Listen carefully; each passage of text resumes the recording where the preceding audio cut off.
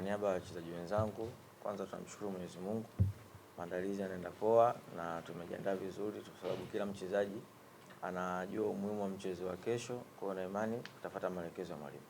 Sawa, nikaribisha maswali matatu kwa mchezaji kuelekea mchezo wa kesho dhidi ya TR United. Yes. Kwema. Mungu ni mwema. Yeye kama mchezaji unaongea nini kuelekea mchezo wa kesho? Tunaangalia mchezo mliotoka kucheza dhidi ya Pamba mpata alama moja. Pengine kuna mchezo wa kesho ni mchezo mwingine, kama mchezaji unaongea nini kuelekea mchezo wa kesho? Kama wachezaji, kila mchezaji anafahamu umuhimu wa mchezo wa kesho. Kwa hiyo na imani wa tunahimizana pale mazoezini, tunapushiana kwa sababu tunazihitaji alama za kesho.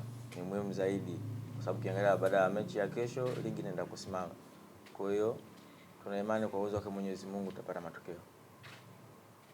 Sawa, pressure kiasi gani kwenye mchezo wa kesho ni kama wachezaji? Hatuna pressure. Swali la tatu na la mwisho kwa mchezaji.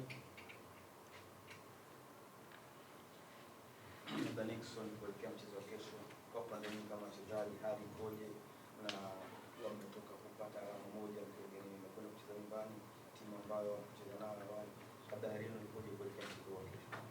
Naweza nikasema vile vile kila mchezaji kwa bahati nzuri anafahamu umuhimu wa mchezo wa kesho, na hata timu tunacheza nayo si timu mbaya.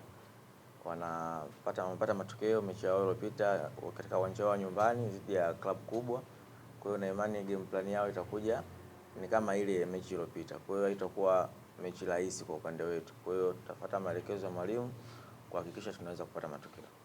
Sawa, mnacheza mchezo wa nyumbani, Ismail, uwanja wenu nyumbani. Neno lolote kwa mashabiki wa Simba kuelekea mchezo huu?